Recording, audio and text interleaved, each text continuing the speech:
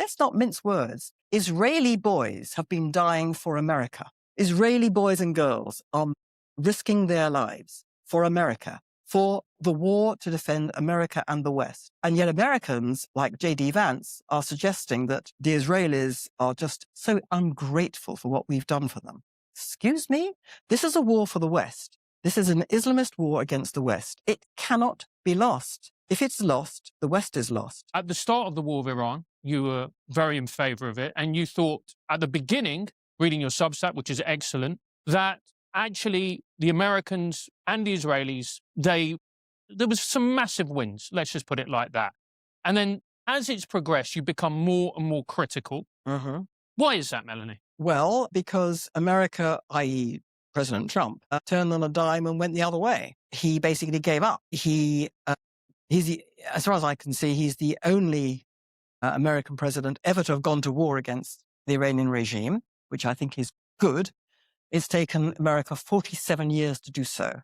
47 years ago, the Iranian regime came to power and declared war on America. And in the intervening decades has killed hundreds, if not more than hundreds, of Americans and injured many more, attacked endlessly American interests. And at every stage, America and the West have said, nothing to see here, move along. And some of us said over many, many years, the Iranian regime will never stop, will never resile from its aim to, first of all, destroy the state of Israel as a precursor to destroying America and the West. It will never resile from that. It is already waging war. The longer it goes on, the worse the eventual war will be for all of us. Scroll on, we get to President Trump, amazingly, going to war against the regime with Israel. And, as you say, achieving these amazing successes. But then, to his obvious horror, the Iranian regime, having taken this tremendous punishment, it lost its air force,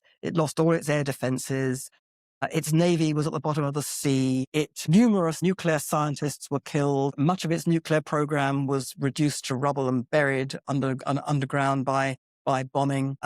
It lost large numbers of its ruling IRGC people and others who were killed. By any conventional standards, it was on the ropes. It should have said, okay, that's it. But it didn't. It said, we are continuing, and here we are. We have now taken the Strait of Hormuz. And everybody went, where did that come from? I mean, how stupid is that? But anyway, so President Trump looked at that and said various things. He said, we're going to take the Strait of Hormuz, we're going to bomb Kharg Island, we're going to do this, we're going to do that. It's like King Lear, isn't it? I will do such things on the blasted heath. And of course, he didn't do any of them because presumably his generals came along and said, sir, we can take Kharg Island, but it's going to take boots on the ground and blood in the water. And he said, I'm not doing that. He wanted a war done in 3 or 4 weeks. The Israelis, I have to say, as a caveat, I don't know whether this is absolutely true because I only know what I'm reading and what I'm hearing. I'm trying to form a conclusion based on reading very widely, listening to a lot of people. What I'm reading, what I've read, is that the Israelis said to him right at the beginning, in our view, the only way to neutralize the Iranian regime is to take them out. And we can only do that with a war that lasts a year. And which Trump said, you've got to be kidding me. No way. 3 weeks, 4 weeks, max. And the Israelis said, well, then you can't do this, but we will adapt to whatever you want to do. And so they did what they did. So along comes, they've done what they've done. They've made these amazing gains. The Iranians still have a Kharg Island and they have America by the throat. Now what do? If you're Trump, you say, we've won. That's it. That's it. Let's have a negotiation now about the terms of winnings. Excuse me? He had said, it's there. They have absolutely surrendered. They are begging for a deal. Well, which is it? Which is it? Have they surrendered? Is it, or if they've surrendered, it's not a deal. If they've surrendered, why is there a negotiation? What is there to negotiate if it's an absolute surrender? None of it made any sense. It was all total rubbish. Bottom line was, it's quite clear, he wanted out. He wanted an end to it. And he wanted to be able to say, we've won. And consequently, they're now giving them everything in this famous memorandum of understanding, which is not a deal. It ushers in 60 days of negotiation. What is that to negotiate? You don't negotiate with people who believe they are put on earth by God to destroy America. America doesn't negotiate with those people. It's non-negotiable. So you have this ludicrous situation, and he has to find a scapegoat, and his scapegoat is Israel, because there is this complication in Lebanon. Now, people in Britain have very little idea about the relationship of Lebanon to all of this. They have very little idea because the media never tells them anything that is important to know about this whole Iranian war. But Lebanon is very important because Lebanon houses the Hezbollah, which is the proxy army of Iran. Hezbollah is an unwanted guest in Lebanon, but nevertheless has established itself as such a powerful force it can't be easily dislodged. From Lebanon, the Hezbollah has, over many, many years, been firing missiles into northern Israel, potentially causing northern Israel to become depopulated. So scroll on, and we get to a ceasefire in Lebanon. Couple of weeks ago, was it something like that? The Hezbollah behave as Iran and the Hezbollah always behave when they sign or when they agree to a ceasefire. They ignore it. They ignore it. A ceasefire is merely a means of weakening the other side, and they just ignore it. So they continue to fire missiles at Israel in the last couple of weeks, and they continue to attack Israeli troops, and they kill 5 Israeli soldiers. I think it was last week. None of this is reported in Britain. Instead, Israel says, we got to fight back. And President Trump says, you're not going to fight back, because if you fight back, the Iranians are telling me that in order for my deal to be done, you've got to come out of Lebanon. And the Israelis say, sorry, we can't do that. In the British media, this is Israel breaking the ceasefire and being aggressive. Now, this is wicked, wicked stuff, in my view, and greatly adds to the fact that for an unpleasant number of British people, they really do believe Israel is the aggressor in the region. And that's another issue, but it's related. They just don't know what's going on. So you have a situation where President Trump is using the Israelis as the scapegoat to explain why is not cooperating. Otherwise, they would just be all friends together. This is ludicrous. And it's tremendously dangerous because everybody with half a brain and some knowledge of what's going on, including the Gulf states who are inclined to be the great allies of the West against Iran, are looking on in absolute horror. They know exactly what's happening here, that Iran is being allowed by America to reconstitute itself as a power in the region and in the world. And they're absolutely in the firing line because Iran has been chucking the ballistic missiles at them as well. So they are horrified. They can see what's happening. They can see that Trump is giving Iran the ability to become again the great threat to the region and to the world. And it is beyond tragic and infuriating that so many people in Britain can't see this. Francis and I think it's fair to say, shifted our perspective on this whole issue. And for one reason, which was that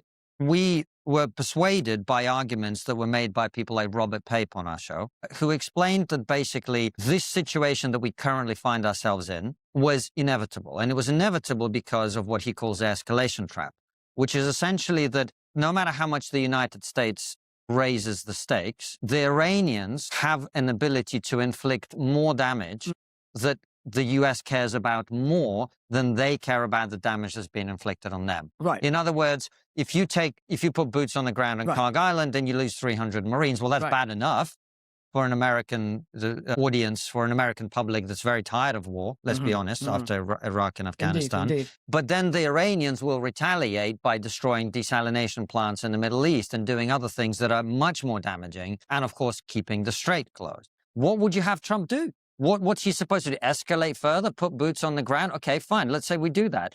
Robert Pape's argument is the moment you do that, it becomes for Iran not just a war of survival of the regime, but a war of survival. Right. In which case, they go harder, they do more damage.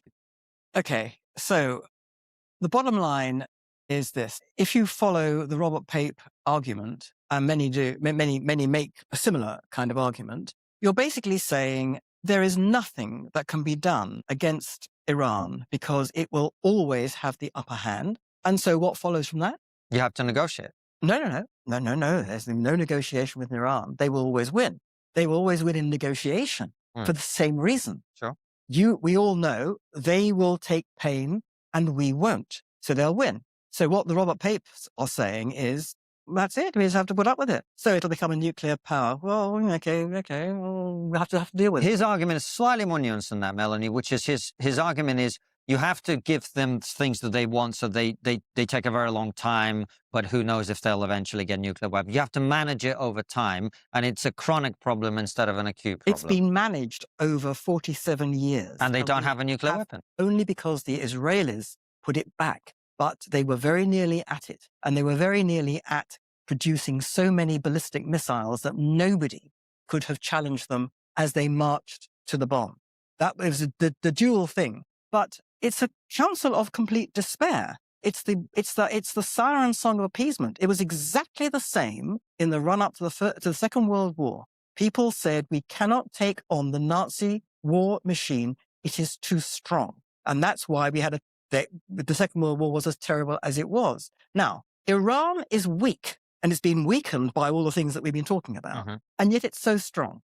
It's so strong that President Trump is basically saying, have everything. How can this be? Because Iran is not strong. Iran is weak. But Iran's strength is because America is weak, because America will not do what it takes. President Trump will not commit for, let's say it's a year. Let's say it's notionally. That's what the Israelis apparently said. He will not commit for a year. He will not commit boots on the ground. He's worried about the midterms. You can't fight a war like this. It's pathetic. It's Mickey Mouse time. So what should he do? What should he have done? Look, I'm not a military expert. We talk about desalination plants. I'm also seeing this. I mean, I don't know what you do about that. I've obviously no idea. But there are certain things that President Trump could have done and could still do. Why is it that Iran is making such a business about Lebanon? Why is Iran making it almost a condition of our even taking part in these negotiations in Switzerland? It's a condition that Israel has to leave Lebanon. Why is it so important to them? Because it's so important that Hezbollah remains, because Hezbollah is vital to Iran. If you eliminate Hezbollah, then Iran is not just weakened, it's like cut off at the knees, right? I mean, I'm not a military person, this is what I'm hearing. Now, Israel can do that. It's very difficult, but it can do it. But it can only do it if it has America's full-hearted support. The reason why Israel has never been able to win its wars ever, anywhere, in Lebanon, for example, it's called mowing the grass. All it's ever been able to do is to push it back. In Gaza, mowing the lawn. All it's been able to do ever is push Hamas back. It's still there, thanks to President Trump. It's still there, still firing, still attacking Israeli soldiers. Okay, it's much weaker, but it's still there because America said to Israel, stop. There's a bigger game here we're playing. You're not going to get in our way. And it's saying so in Lebanon. Stop. So the ridiculous situation has been created by Trump, by his mismanagement of this, that the Hezbollah is being used by Iran as leverage to separate America from Israel. And if Trump had any kind of mental wherewithal, he would understand that the Hezbollah is his leverage through Israel against Iran. He would be backing to the hilt what Israel is doing to Iran, to the Hezbollah in Lebanon.